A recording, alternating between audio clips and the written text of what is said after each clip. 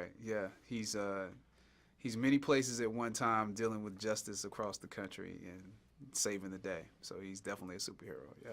Were you ever apprehensive about doing this? Because like you've done the biopic thing. So when they slid you the script, what were your initial thoughts? Every biopic that comes to my attorneys, my agents, and managers, it's like they immediately are like, we'll read it, but so it first of all, it's got to get to me, and then second, if it gets to me, like half the time I'm like, nope, nope, nope, nope. So just the fact that it actually, it took me knowing Reggie.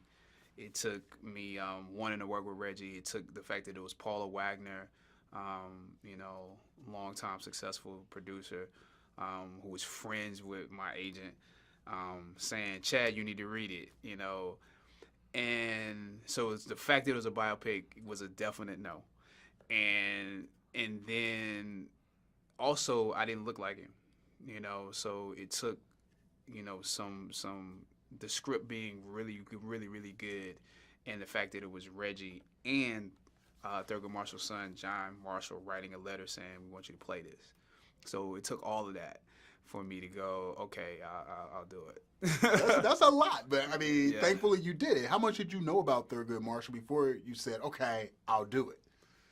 I knew a lot about him, but I think once I started to read more, it's because facts are facts, but it's like the context of it all and who he was. Like once I realized how, and the script really did a really good job of presenting some of that and giving you a sense of that. But once I realized that, okay, there's a lot to do with this character. There's a lot to do with the time period that we're in, and a lot to do with how does he get people to do certain things. Because if I just read it verbatim, I'm like, these things don't even make sense. It has to be who he is as a person that makes a lot of things happen. And so once I realized that, I realized it was a great work to take on. How much interaction did you have with the actual living family members, where you could like very little, very little, very little, because once I got their go ahead, and I realized, well, they didn't know this man. They weren't alive when this man was doing this work. And I could pull so much from, I think, the context, and I knew I didn't look like him.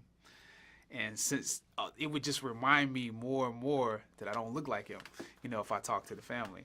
And I had to pull, the essence of him out of this history and pour it inside me. That was the more important, I think, work to do in this case.